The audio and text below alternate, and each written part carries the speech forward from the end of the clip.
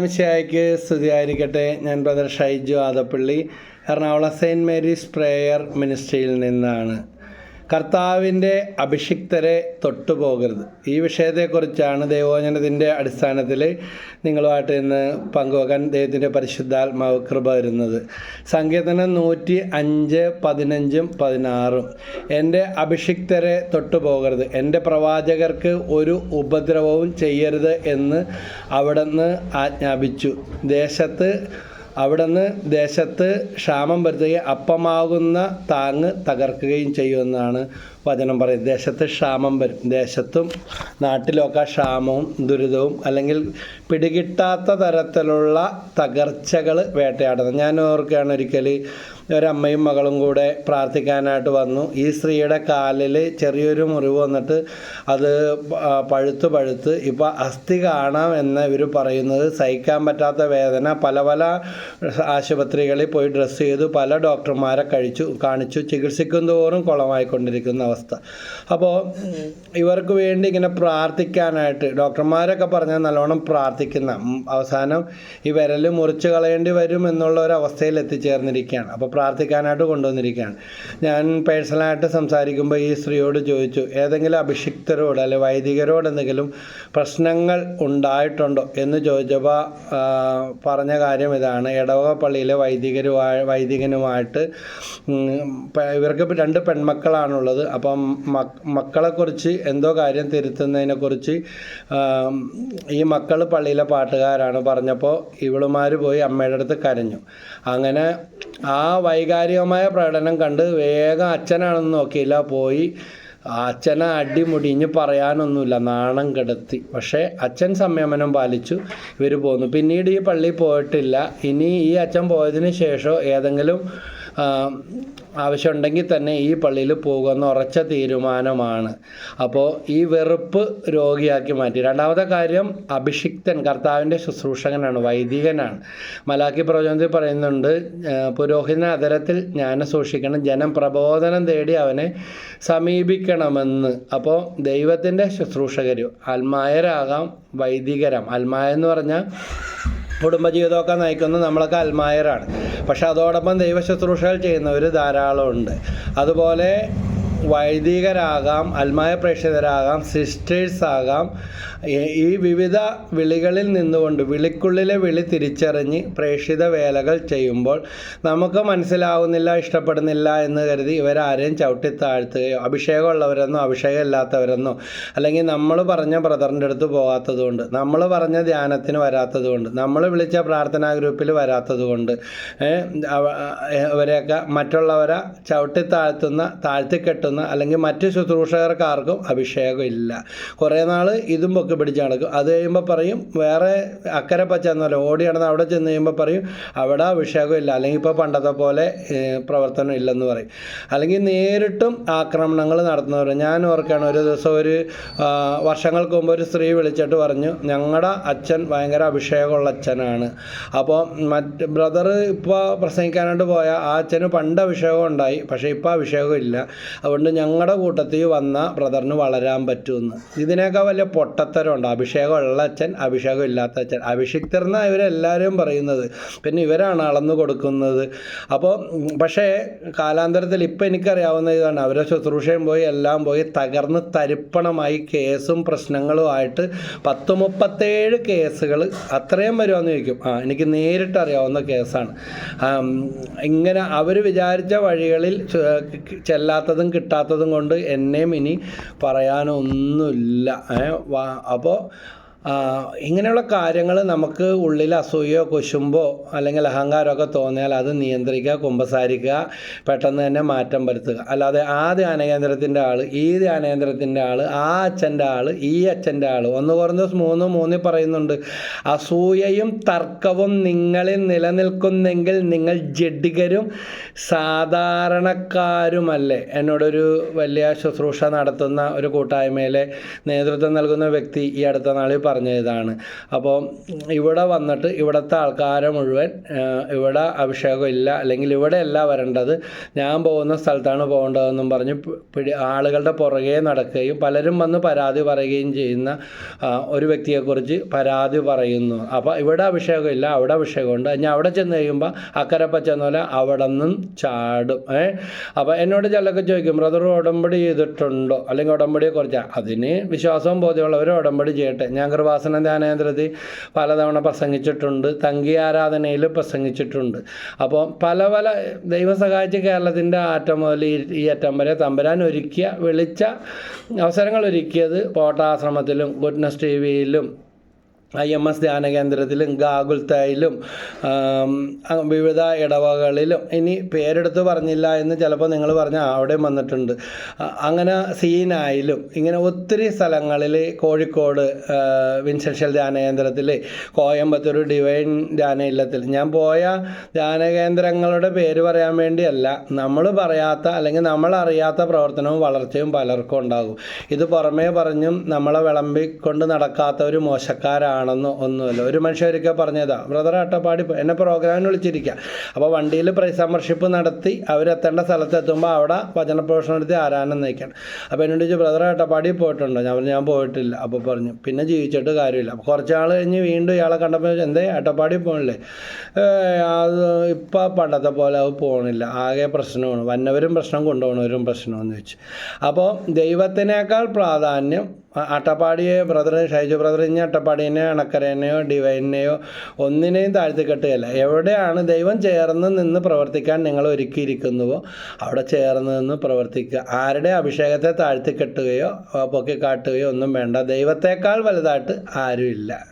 അവിടെ വന്നാൽ കൃപ ലഭിക്കും, ഇവിടെ വന്നാൽ കൃപ ലഭിക്കില്ല. കർത്താവ് കാലിത്തൊഴുത്തിലാണ് പിറന്നത്. ഇവർക്ക് മറന്നു പോകുന്ന കാര്യം ഇതാ. വലുപ്പത്തിലും ആൾക്കൂട്ടത്തിലും അല്ല. ഇതാ എല്ലാവരും ഈശോയുടെ കൂടെ നടക്കുമ്പോൾ കർത്താവ് നോക്കിയത് സിക്കമോർ വൃക്ഷത്തിലേക്ക്. അവിടെ ഒരുത്തൻ ആ ചപ്പുചവറുകൾക്കിടയിൽ ഒളിച്ചിരുന്ന് കർത്താവിനെ കാണാനുള്ള തീക്ഷ്ണമായ ആഗ്രഹം. കർത്താവ് പോയത് അവനെയും വിളിച്ചുകൊണ്ട് അവൻ്റെ ഭവനത്തിലേക്ക് അവനനുസരിച്ചു. അപ്പോൾ ദൈവം വലിയ ആൾക്കൂട്ടത്തിലേക്കോ നമ്മൾ വിചാരിക്കുന്ന വലിയ അഭിഷേകത്തിലേക്കോ അല്ല. നിങ്ങൾ അഭിഷേകം എന്ന് പലരും ഉദ്ദേശിക്കുന്നത് രോഗശാന്തി, അത്ഭുതം, പിന്നെ പേര് ചൊല്ലി വിളിക്കൽ, ബാഹ്യമായ പ്രകടനങ്ങൾ, പിശാച് ബഹിഷ്കരണം, പ്രാർത്ഥിക്കുമ്പോൾ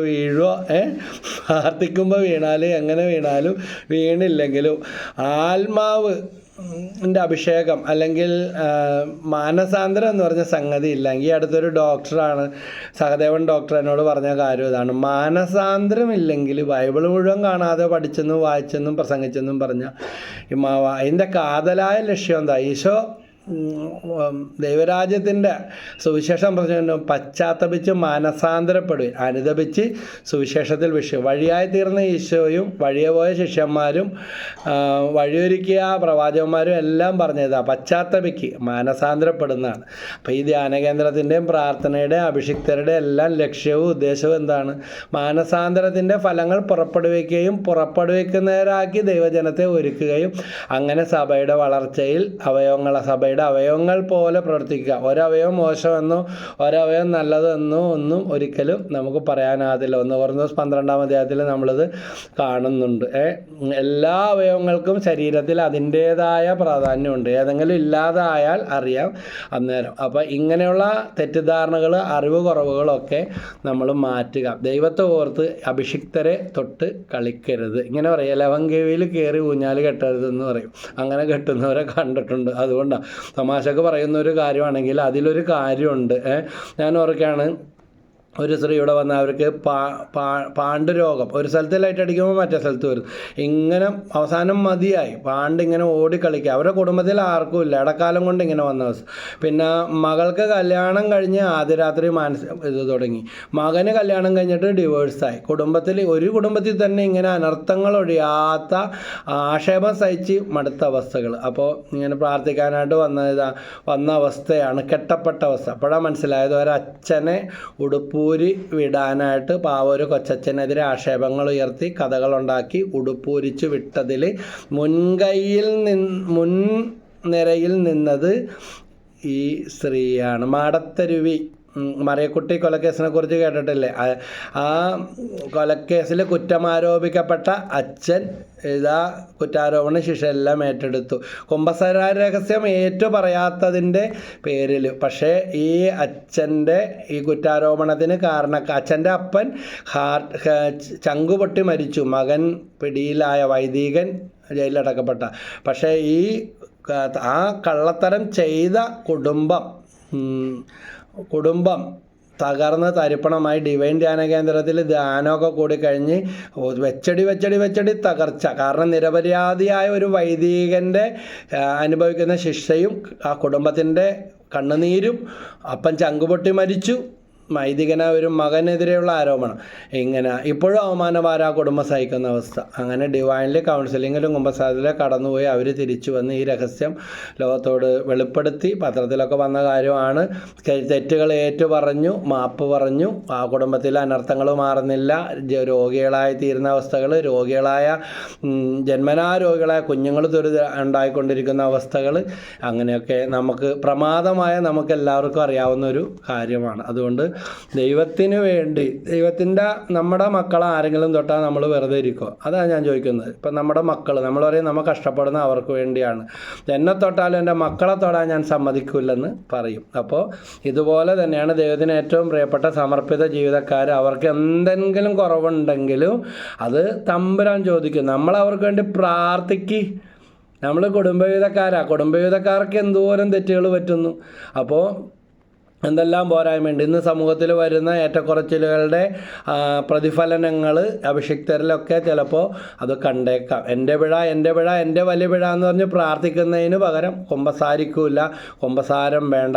ആദ്യം സാത്താൻ കയറി പിടിക്കുന്ന ഇതിലാണ്. വർഷങ്ങളായിട്ട് കുമ്പസാരിക്കാത്ത വ്യക്തികളെ കണ്ടുമുട്ടിയിട്ടുണ്ട്.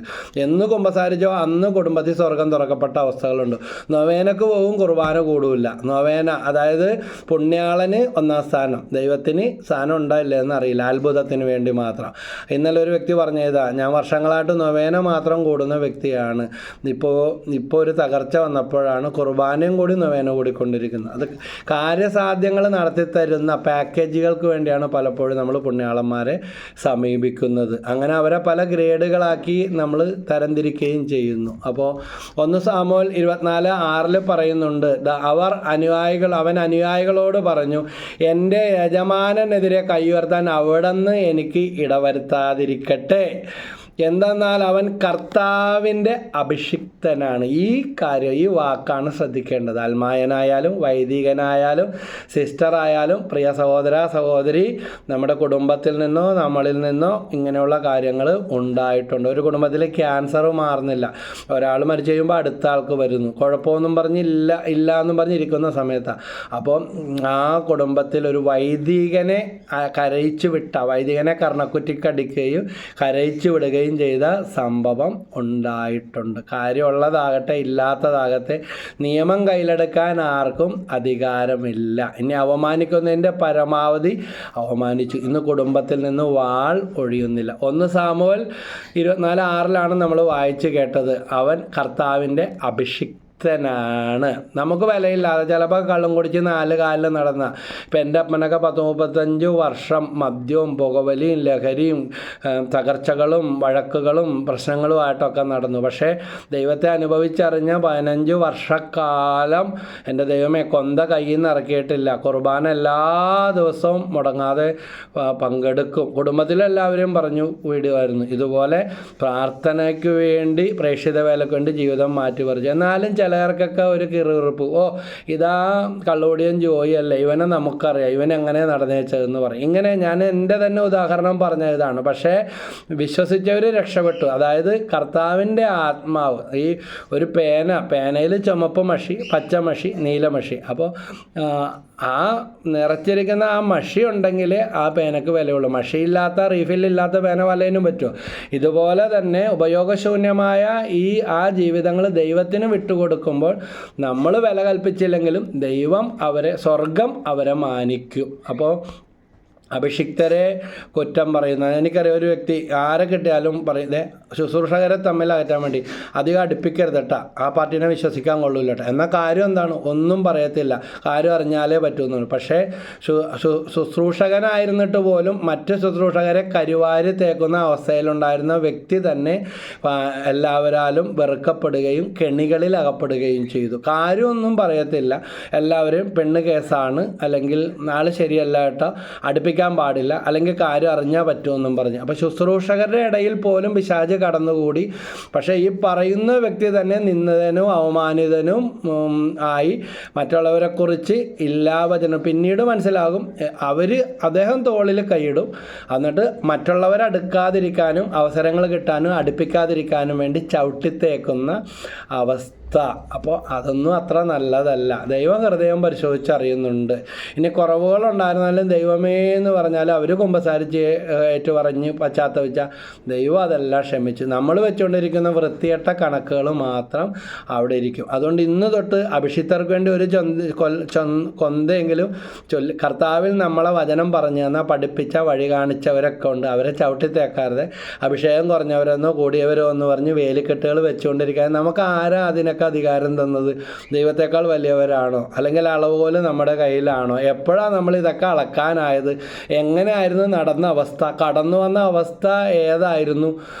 മരിച്ചാലും പോകൂല, പണ്ടേ ഇവിടെ എത്തിച്ചേരേണ്ടതായിരുന്നു, ഈ വഴി വന്നില്ലായിരുന്നെങ്കിൽ എന്തായി തീർന്നേനെ, ദൈവമേ നന്ദി എന്ന് പറഞ്ഞ സ്ഥാനത്ത് ഇത്തിരി അനുഗ്രഹവും അഭിഷേകവും കൃപയും ധ്യാനവും ഭജനവും ഒക്കെ കിട്ടാൻ തുടങ്ങുമ്പോഴേക്കും പിന്നെ വേലിക്കെട്ടുകളായി, തരംതിരിവുകളായി, ചവിട്ടിത്താഴ്ത്തലായി, കരുവാരി തേക്കലായി. അപ്പോൾ ഇതെല്ലാം മാറ്റം വരുത്തണം. 1 സാമുവേൽ 26:9 ദാവീദ് അബിഷായിയോട് പറഞ്ഞു, അവനെ കൊല്ലരുത്, കർത്താവിൻ്റെ അഭിഷിക്തനെതിരെ കരമുയർത്തിയിട്ട് നിർദോഷനായിരിക്കുവാൻ ആർക്ക് കഴിയും? കർത്താവിൻ്റെ അഭിഷിക്തനെ തൊട്ടുപോകരുതെന്ന് മാത്രമല്ല, അവനെതിരെ കരമുയർത്തിയിട്ട് ഒരു ദോഷവും ഇല്ലെന്ന് പറഞ്ഞ് നടക്കാനായിട്ട് പറ്റുമോ? തൊട്ടുപോയിട്ടുണ്ടെങ്കിൽ പോയി കാലെ വീണ് മാപ്പ് പറഞ്ഞ് പ്രാർത്ഥിക്ക്, പരിഹാരം ചെയ്ത് ജീവിക്ക്, കുമ്പസാരത്തിൽ ഏറ്റുപറയി, കർത്താവിൻ്റെ അഭിഷേകത്തിനെ തൊട്ടുപോകരുത്.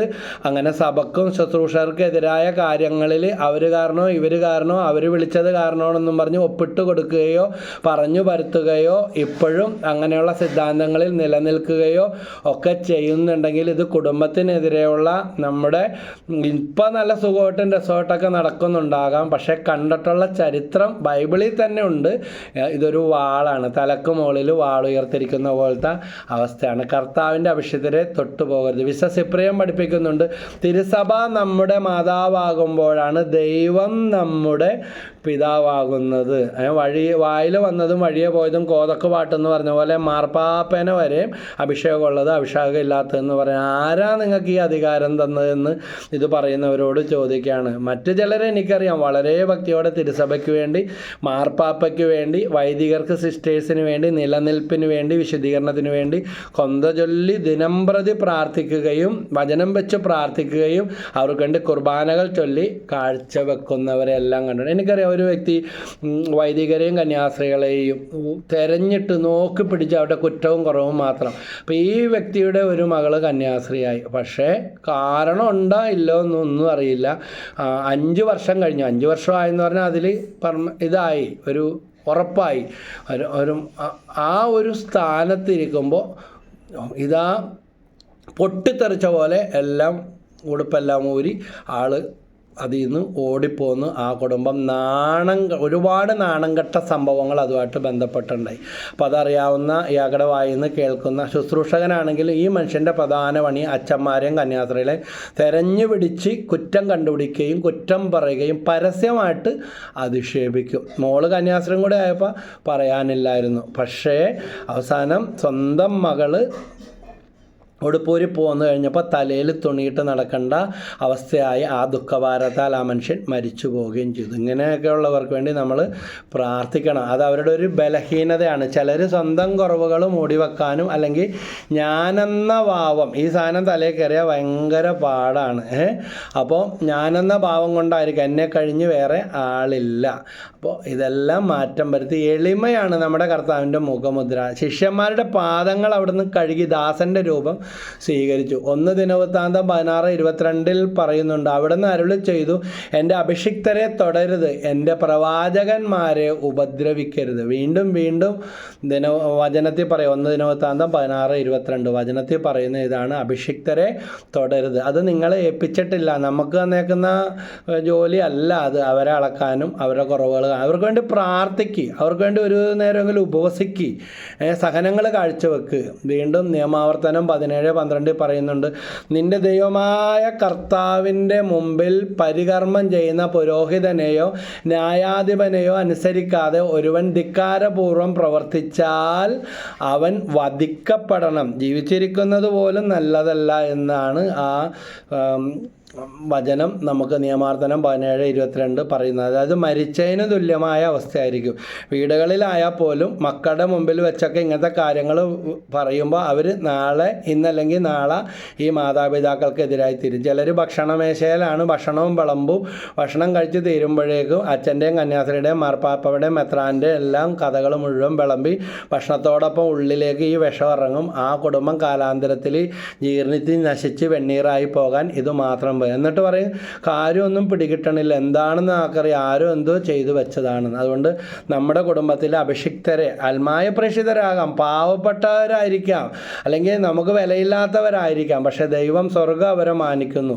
പലതരത്തിലുള്ള വിൻസെൻ്റ് പോൾ പ്രവർത്തകരാകാം, അല്ലെങ്കിൽ വിൻസെൻ്റ് പോൾ പ്രവർത്തകരെ കാട്ടി. ഞാൻ ഓർക്കുകയാണ്, ഞാനൊരു വിൻസെൻ്റ് പോൾ പ്രവർത്തകനാണ്. അപ്പോൾ ഒരിക്കൽ ഞാൻ ആദ്യമായിട്ട് വിൻസെൻ്റ് പോളിൽ വന്നപ്പോൾ ഒരു വീട്ടിൽ ചെന്നപ്പോഴേക്കും കുറേ നേരം നിർത്തിക്കൊണ്ടിരിക്കുക. അപ്പോൾ നേരത്തെ അവിടെ മേടിക്കൽ നിർത്തിയതാണെന്ന് ഇവർ പറഞ്ഞത്. കാരണം കുറേ നേരം നിർത്തിയിട്ട് ഒരു 10 രൂപ വിഷമിച്ചെടുത്തുകൊണ്ട് വരും. വാശിക്ക് അവിടെ നിന്ന് അത് പോയി മേടിക്കുന്ന പ്രവർത്തകരും ഉണ്ടായിരുന്നു. അവസാനം മേടിക്കേണ്ടെന്ന് വെച്ച്, എന്തിനാ ഇങ്ങനെ ആട്ടിയൂട്ടി തന്നിട്ട് അവർക്കും ഫലമില്ല, നമ്മുടെ വിലപ്പെട്ട സമയവും പോകുന്നു. ഇവരുടെ വിചാരം ഒരു പണിയില്ലാത്തവരാണ് ഈ വിൻസെൻ്റ് പോളിൽ വരുന്നതെന്ന്.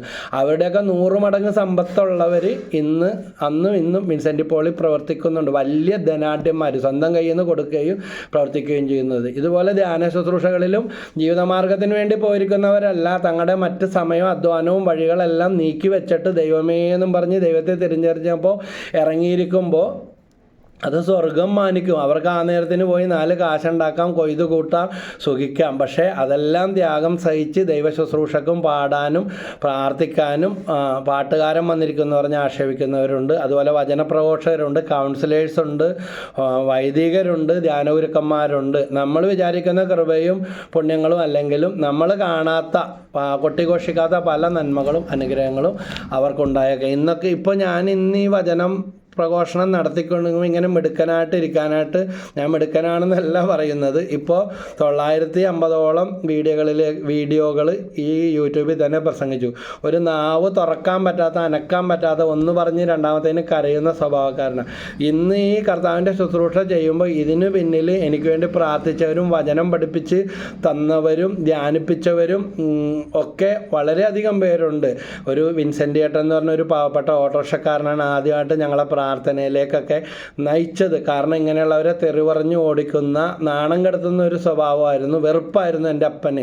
കാരണം ഇനി മരണം മാത്രമേ മുന്നിലുള്ളൂ, ഈ ഭൂമിയിൽ ആരെല്ലാം രക്ഷപ്പെടാലും ഞങ്ങൾ രക്ഷപ്പെടില്ല, ഇങ്ങനെയൊക്കെ നടക്കുന്നത് തട്ടിപ്പാണ്, പൈസക്ക് വേണ്ടിയാണ് എന്നുള്ള തെറ്റായ ധാരണകളും അവബോധങ്ങളും ആയിരുന്നു എങ്ങനെയൊക്കെയോ കാലാന്തരത്തിൽ വന്നു കയറിയത്. പക്ഷേ ആ മനുഷ്യൻ ഉടുമ്പ് പിടിക്കുന്നത് പോലെ എന്ന് പറയുന്നത് പോലെ ഒരു പിടുത്തം പിടിച്ചിട്ട് അവസാനം ഞങ്ങളെ ധ്യാനമൊക്കെ കുടിച്ചു. കൊച്ചിയിൽ വിക്ടർ ബ്രദറിൻ്റെ അടുത്താണ് ആദ്യമൊക്കെ ഞങ്ങൾ വചനം പഠിക്കാനും, പിന്നെ ആലപ്പുഴ ഞാൻ IMS ധ്യാനകേന്ദ്രത്തിൽ, പ്രശാന്തച്ഛൻ്റെ ധ്യാനകേന്ദ്രത്തിലാണ് ആദ്യത്തെ ധ്യാനം 35 വർഷം കൂടിയത്.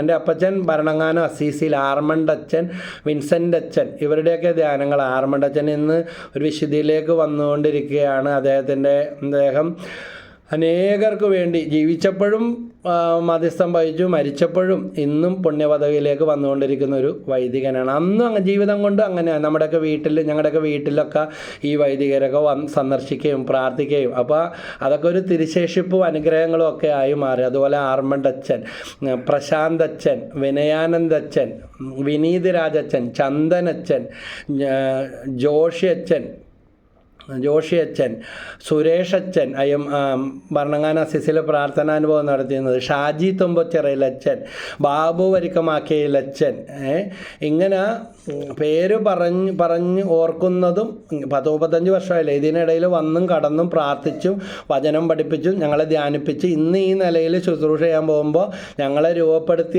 എടുക്കുന്നതിന് പിന്നിൽ പ്രവർത്തിച്ച കരങ്ങൾ, വൈദികരും അൽമായരും ബ്രദർ സാബു ആർതൊട്ടിയിൽ ഒക്കെ നമ്മുടെ വീട്ടിലൊക്കെ വന്ന് പ്രാർത്ഥിക്കുകയൊക്കെ ആദ്യകാല പ്രവർത്തനങ്ങളൊക്കെ ഉണ്ടായി. ഇങ്ങനെയൊക്കെ വന്ന് പ്രാർത്ഥിക്കുകയും പ്രവർത്തിക്കുകയും ഒക്കെ ചെയ്തിട്ടുള്ള ഒത്തിരി അൽമായ പ്രേക്ഷകർ, വൈദികർ, സിസ്റ്റേഴ്സൊക്കെ ഉണ്ട്. അനേകം സിസ്റ്റേഴ്സ്. എൻ്റെ അപ്പൻ്റെ പെങ്ങളൊരു കന്യാസ്ത്രീയാണ്. അപ്പം നമ്മുടെ കുടുംബത്തിലുള്ള മദർ ഓഫ് കാർമൽ സിസ്റ്ററാണ്.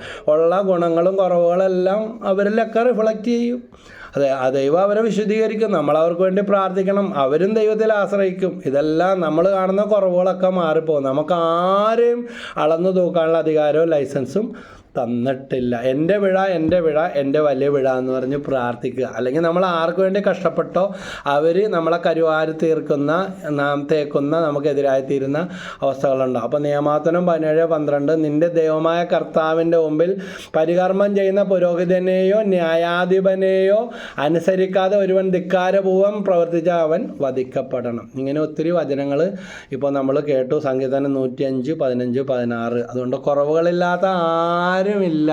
മനുഷ്യരുടെ ഇടയിൽ പൂർണ്ണരായ ആരുമില്ല എന്ന് ബൈബിളിൽ പറയുമ്പോൾ അതിനേക്കാൾ വലുതെന്ന് പറയാൻ നമുക്ക് എന്ത് അധികാരമുള്ളതുണ്ട്?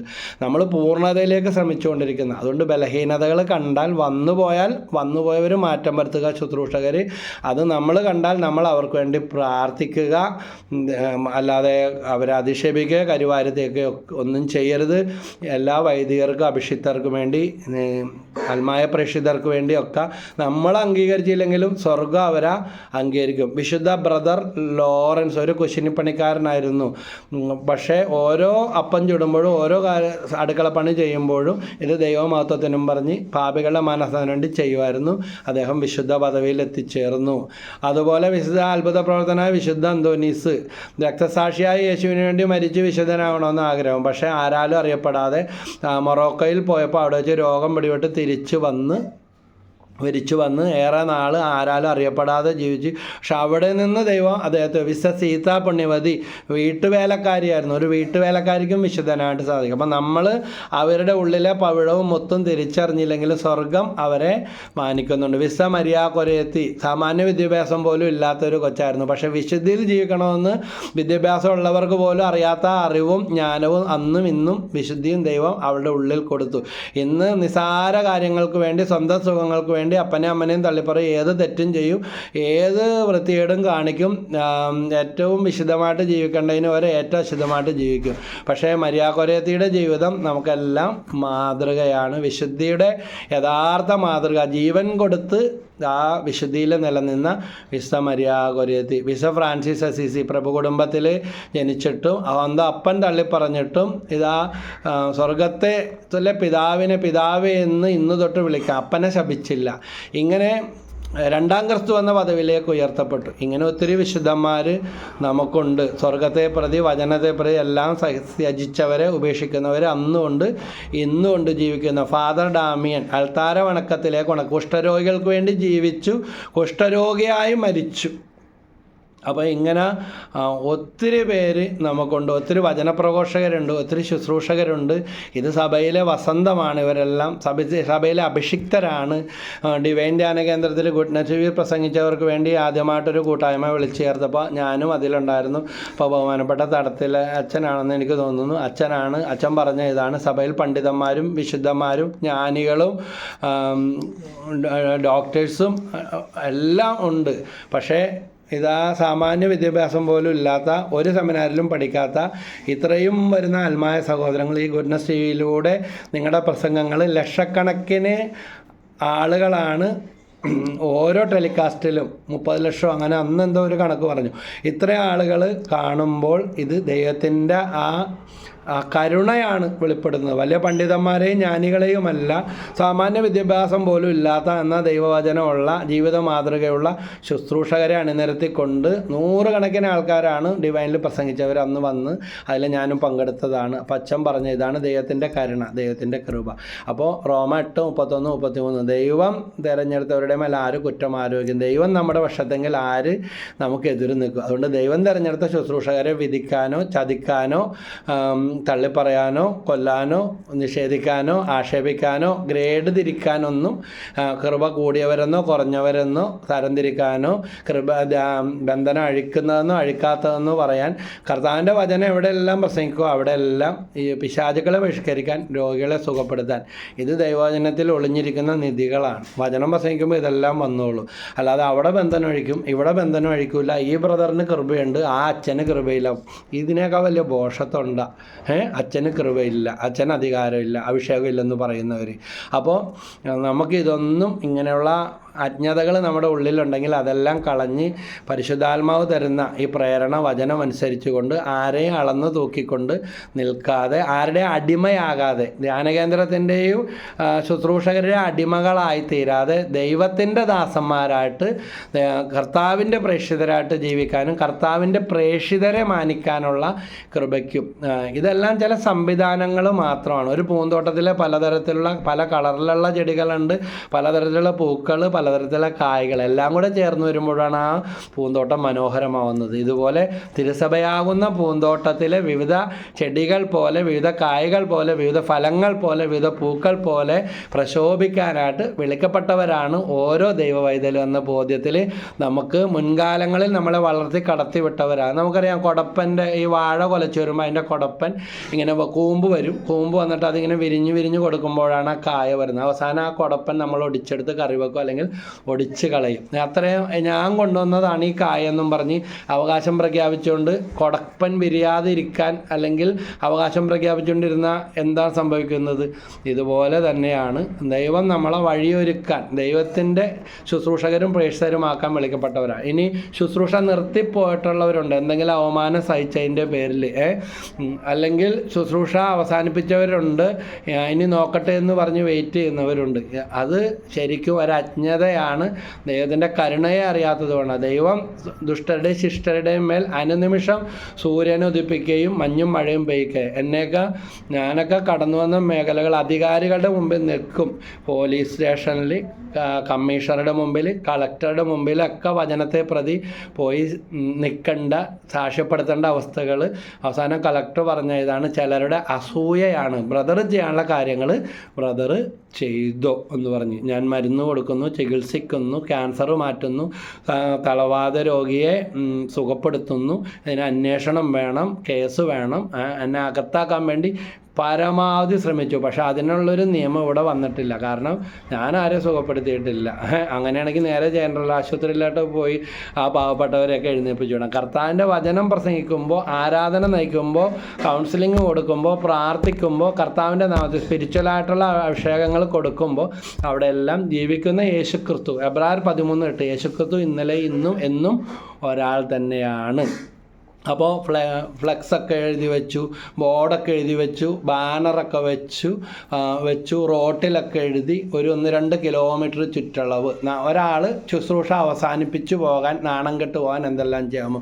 പിന്നെ ഞാൻ അറിഞ്ഞു, ബ്രദറെ സൂക്ഷിച്ചോട്ടാ, മോനെ പിടിച്ച് ഉപദ്രവിക്കാനിരിക്കുന്നുണ്ട്, മോനെ തൊട്ട് കഴിഞ്ഞാൽ അവൻ തന്നെ പണി നിർത്തിപ്പോയിക്കോളും എന്ന് പറഞ്ഞിട്ട് ഉള്ള അവസ്ഥ. ആൾ ദൈവം എന്ന് പറഞ്ഞു. ഇങ്ങനെ കർത്താവിൻ്റെ നാമത്തെ പ്രതി ഇതെല്ലാം സന്തോഷമായിട്ട് അപ്പോസ്തലന്മാരെ പിടിച്ച് ഉപദ്രവിച്ചിട്ട് വിട്ടപ്പോൾ അപ്പോസ്തല പ്രവർത്തനത്തിൽ കാണുന്നുണ്ട്. അവർ വീണ്ടും പോയി കൂടുതൽ ശക്തിയോടെ ഈശോയുടെ നാമത്തെ പ്രതി അവമാനം സഹിക്കാനുള്ള ഭാഗ്യം കിട്ടിയതിനെ പ്രതി ദൈവത്തെ സ്തുതിച്ചുകൊണ്ട് അവർ വീണ്ടും ശുശ്രൂഷ ചെയ്തു. ഇതൊന്നും പറയുന്നതിൽ എനിക്കൊരു നാണക്കേടുമില്ല. എൻ്റെ സ്നേഹിതനായ ഒരു ശുശ്രൂഷകൻ്റെ വീടിൻ്റെ ചില്ലൊക്കെ എറിഞ്ഞു പൊട്ടിച്ചപ്പോൾ സുഹൃത്തായ ഉന്നതനായ പോലീസ് അധികാരി പറഞ്ഞു, അന്ന് പരാതി ആളുകളെയൊക്കെ അറിയാം, എഴുതി കൊടുക്കാനായിട്ട് പറഞ്ഞു. അദ്ദേഹം പറഞ്ഞു, വേണ്ട, അവർക്ക് വേണ്ടി പ്രാർത്ഥിക്കാനാണ് അവരെ കൊണ്ട് ഇത് ചെയ്യിച്ചത് മരിച്ചത് എന്ന്. അവർക്ക് വേണ്ടിയും പ്രാർത്ഥിക്കാൻ ആൾ വേണ്ടേ. അപ്പം ഞാനും ഇതുപോലെ എൻ്റെ കാറുമേലൊക്കെ കൂർത്തുമൂർത്ത ലോഹങ്ങൾ കൊണ്ട് കുത്തി വരച്ച് പെയിൻറ്റിങ് ഒക്കെ നശിപ്പിക്കുന്ന രീതിയിൽ കുത്തി വരച്ചിട്ടിട്ടുണ്ട്. എൻ്റെ വണ്ടി കുത്തി പഞ്ചറാക്കിയിട്ടുണ്ട്.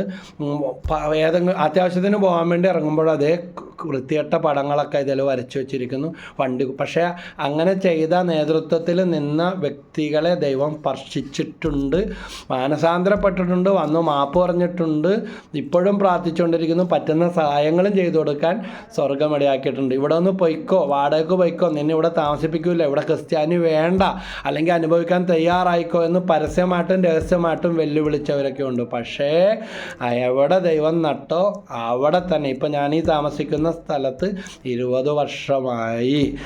5-6 കൊല്ലം മുമ്പ് ആസൂത്രിതമായിട്ട് കൂട്ടത്തോടെ അല്ലാതെയും ഒറ്റ കാര്യമുള്ളൂ, യേശുവിൻ്റെ നാമം പറയരുത്, മിണ്ടാൻ പാടില്ല. യേശുവിൻ്റെ നാമത്തിൽ ആരും എന്നെ കാണാനും വരാൻ പാടില്ല. എൻ്റെ ശുശ്രൂഷകൾ അവസാനിപ്പിക്കണം. അത് ദൈവം തീരുമാനിക്കണം. ഈ കൊക്കിൽ ജീവനുള്ളിടത്തോളം കാലം അത് ചെയ്യണമെന്ന്. എനിക്ക് അപകടങ്ങൾ ഉണ്ടായിട്ടുണ്ട്. ഒരു വലിയ അപകടം, എൻ്റെ കാലിൻ്റെ എല്ല് 20 പീസായിട്ട് ഒടിഞ്ഞ് പോയി. ചെറിയ 20 പീസും 8 വലിയ പീസും എന്നാണ് എന്നെ ചികിത്സിച്ച ഡോക്ടർ പോൾ, ഓർത്തോ സർജൻ എന്നോട് പറഞ്ഞത്. പക്ഷേ അതെല്ലാം അവൻ്റെ കഥ തീർന്നു, ഇനി ഇതെല്ലാം അവസാനിപ്പിച്ചോളൂ എന്നും പറഞ്ഞിരിക്കുമ്പോൾ പൂർവാധിക ശക്തിയോടെ കൂടുതൽ ശുശ്രൂഷ ചെയ്ത നാളുകളാണ്. ഒടിഞ്ഞ കാലം വെച്ച് എന്നെ പൊക്കിക്കൊണ്ട് പോയിട്ട് ഒരു നാളും കിട്ടാത്ത അഭിഷേകവും സൗഖ്യവും രോഗശാന്തിയൊക്കെ നടന്ന ശുശ്രൂഷകൾ ചെയ്യാൻ ഇവിടെ വന്നും പലയിടത്തും പോയും ദൈവ ശുശ്രൂഷ ചെയ്യാൻ പ്ലാസ്റ്റർ ഇട്ട് ഞൊണ്ടി വടിയും കുത്തി അന്നത്തെ ഞങ്ങളുടെ വികാരി ജോർജ് അച്ഛൻ, ഇടവക വികാരി പറഞ്ഞതാ, എടോ ഇതെല്ലാം മാറിയിട്ട് പള്ളി വന്നാൽ മതിയടോ, എന്തിനാടോ ആ പെണ്ണിനെ കഷ്ടപ്പെടുന്നത്? അതായത് ഭാര്യ ജോലി എല്ലാം നോക്കണം ചെയ്യണം, അവളെന്നെ സ്കൂട്ടറിമേ കയറ്റി പുറകിലിരുത്തി എന്നെ പള്ളിയിൽ കൊണ്ടുപോകുമ്പോൾ അച്ഛൻ പറയടോ വയ്യെന്ന് ദൈവത്തിന് അറിയാം, പക്ഷേ അനുദിന കുർബാന മുടക്കരുതെന്ന് എനിക്ക് പരമാവധി നിർബന്ധം ഉണ്ടായിരുന്നു. കാരണം കയറി ഇരുന്ന് പോയിട്ട് മുരടിച്ച് മടുത്തു പോകുന്നതിനേക്കാൾ വിശുദ്ധ കുർബാനയോളം ഔഷധം, ഇതിനേക്കാൾ വലിയ ഔഷധം വേറെ ഇല്ല. അങ്ങനെ വിശുദ്ധ കുർബാനയിലൂടെ കിട്ടിയ ശക്തിയും ജപമാലയിലൂടെ കിട്ടിയ ബലവും വർണ്ണനാധീനമാണ്. അപ്പോൾ ഇങ്ങനെയുള്ള വിപരീത അനുഭവങ്ങൾ, ഫ്ലെക്സ് ഒട്ടിക്കുക, പോസ്റ്റർ ഒട്ടിക്കുക, പോലീസിൽ ആൾദൈവമാണെന്നും പറഞ്ഞ് പരാതി കൊടുക്കുക, പോലീസ് അവിശുദ്ധ കൂട്ടുകെട്ടാണെന്നും പറഞ്ഞിട്ട് പിന്നെ കമ്മീഷണർക്ക് കൊടുക്കുക, അവിടെ നിന്ന് കളക്ടർക്ക് കൊടുക്കുക. പക്ഷേ ഇന്ന് ഇതെല്ലാം സത്യം നിങ്ങളെ സ്വതന്ത്രരാക്കും. യോഹന്നാൻ 8:32. കൂടുതൽ സ്വാതന്ത്ര്യത്തോടെ ശുശ്രൂഷ ചെയ്യാൻ പറ്റുന്നു. അതോടൊപ്പം ദൈവ ശുശ്രൂഷകളോടൊപ്പം കൂടുതൽ അവസരങ്ങൾ എന്നെ തേടി വന്നു. പോലീസിനോടൊപ്പവും മറ്റ് സോഷ്യൽ വർക്കുകൾ, കൂടുതൽ പ്രോഗ്രാമുകൾ പോയി ചെയ്യാൻ ഉള്ള വചനപ്രഘോഷണ ശുശ്രൂഷകൾ മാത്രമല്ല, മറ്റ് മോട്ടിവേഷൻ ക്ലാസ്സുകളും സാമൂഹ്യ അവബോധ ക്ലാസ്സുകൾ എടുക്കാനുള്ള അറിവും ജ്ഞാനവും അവസരങ്ങൾ വേണ്ടേ, അവസരങ്ങൾ ധാരാളം ഇതിനകം കിട്ടിക്കഴിഞ്ഞു. ജനമൈത്രി പോലീസായിട്ടൊക്കെ ബന്ധപ്പെട്ട് പല വേദികളിലും പോയി സാമൂഹ്യ ബോധവൽക്കരണ, വിവിധ തരത്തിലുള്ള സ്ത്രീപീഡനത്തിനെതിരെ, മദ്യത്തിനെതിരെ, അതുപോലെ കുട്ടികളുടെ പഠനത്തിന് വേണ്ടിയുള്ള, വിജയത്തിന് വേണ്ടിയുള്ള കാര്യങ്ങൾ, മാതാപിതാക്കൾക്ക് വേണ്ടിയുള്ള ബോധവൽക്കരണം, മുതിർന്ന പൗരന്മാർക്ക് വേണ്ടി, വയോജനങ്ങൾക്ക് വേണ്ടിയുള്ള ക്ലാസ്സുകൾ, അങ്ങനെ വിവിധ അവസരങ്ങൾ, മറ്റുള്ളവർ നമുക്കെതിരെ ദ്രോഹമായിട്ട് ചെയ്ത കാര്യങ്ങൾ ദൈവം കൂടുതൽ അറിയപ്പെടാനും കൂടുതൽ അവസരങ്ങളും കൂടുതൽ വേദികൾക്കും കാരണമായി തീർന്നു. അതുകൊണ്ട് ഏതെങ്കിലും ശുശ്രൂഷകർ ഒളിച്ചും പാത്തും ഒതുങ്ങിയും ഇരിക്കുന്നുണ്ടെങ്കിൽ അതൊക്കെ അവസാനിപ്പിച്ച് നിങ്ങളെ വിളിച്ചത് ദൈവമാണ്, വിളിച്ചവൻ്റെ മുമ്പിൽ വിശ്വസ്തയോടെ പെരുമാറുക. ലോകത്തിൻ്റെ കയ്യടി നോക്കിയിരുന്നിട്ട് കാര്യമില്ല. ഈശോയ്ക്ക് കിട്ടിയത് ശിഷ്യന്മാർക്കും ഉണ്ടായിട്ടുള്ളൂ.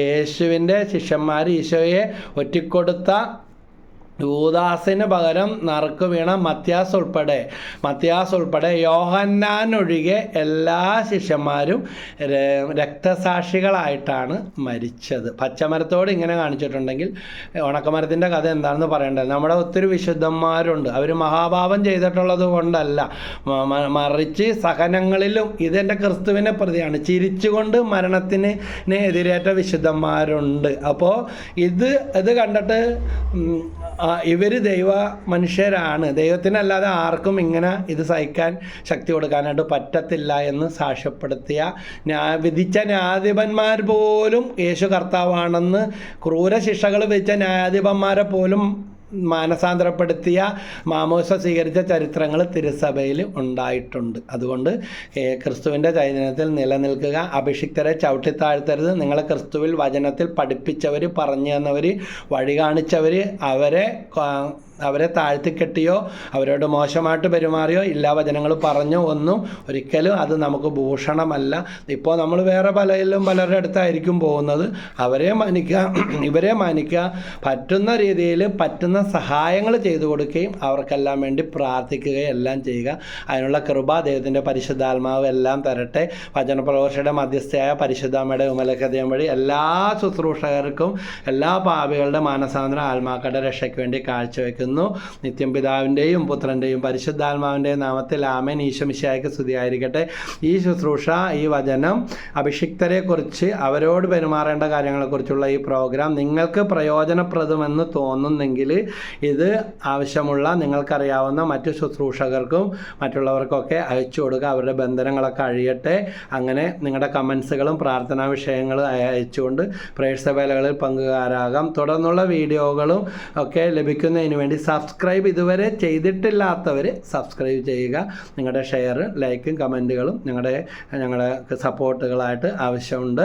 സെയിൻറ്റ് മേരീസ് പേമസിയുടെ സുവിശേഷ ശുശ്രൂഷകളിൽ അങ്ങനെ പങ്കുകാരാകാം. ബിഷപ്പിൻ്റെ വിളി എന്ന് പറയുന്ന വചന പ്രഘോഷണ ശുശ്രൂഷ മാത്രമല്ല, കഴിഞ്ഞ 5 വർഷമായിട്ട് തെരുവിൽ അലഞ്ഞ് നടക്കുന്നവർക്ക് വേണ്ടിയുള്ള ഒരു എളിയ ഭക്ഷണ വിതരണ ശുശ്രൂഷ, അനാഥർക്കും തെരുവിൽ അലഞ്ഞ് നടക്കുന്നവർക്കും സാധിക്കുന്ന രീതിയിൽ അതും മുന്നോട്ട് പോയിക്കൊണ്ടിരിക്കുന്നു. എല്ലാത്തിൻ്റെയും വിജയത്തിന് വേണ്ടി നിങ്ങൾ പ്രാർത്ഥിക്കുമല്ലോ. ദൈവാനുഗ്രഹം.